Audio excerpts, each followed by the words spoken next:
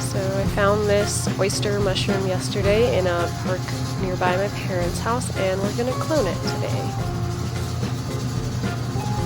First step is let's clean our workspace, use some 70% isopropyl alcohol, and wipe down the table, wipe down your hands and arms, any tools you'll be using, pretty much anything that you'll be working with.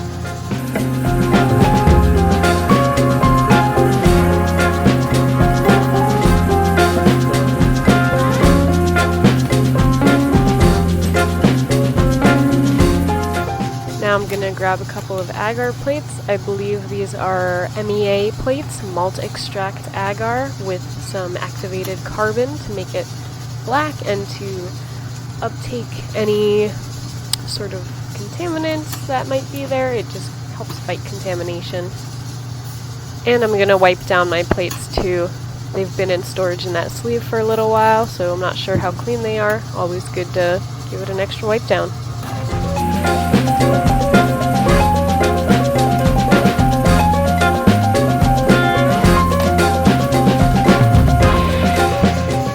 So the outside of my mushroom is pretty dirty too. It's been living outside where there's all sorts of microbes, and since I'm bringing it into my sanitized lab space, I just want to give that a wipe down also.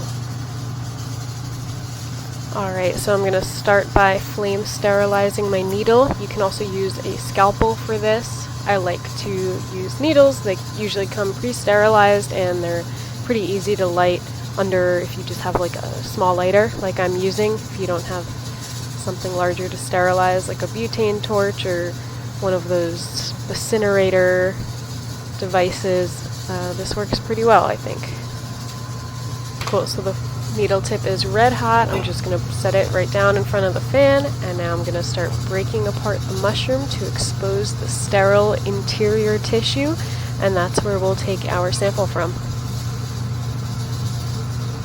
Now I've set one side of the mushroom facing the flow hood so that sterile air is blowing onto it, and I'll start taking a sample from the other side, just cutting away with my needle tip, trying to take a small piece out. It doesn't have to be too big, just whatever you can gather. There we go, and then we'll open our plate, put it onto there, and just do it real quick. Try and not let it be exposed to the outside air for too long. And once again, we'll do another flame sterilization in between transfers.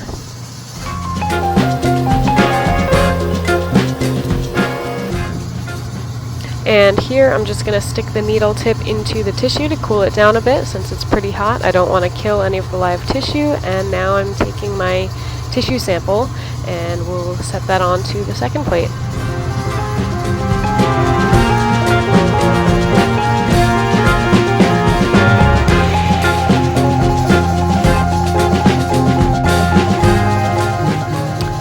Voila, that's all you gotta do. The last thing we'll do is close our plate up with parafilm.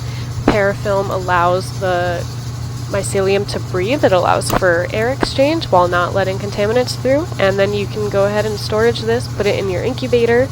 After this culture grows out a bit, take a wedge from the leading edge of the mycelium, transfer it onto a clean plate to make sure that you have a clean culture. Thanks for watching, guys. Link to my website's in the bio. Subscribe for more.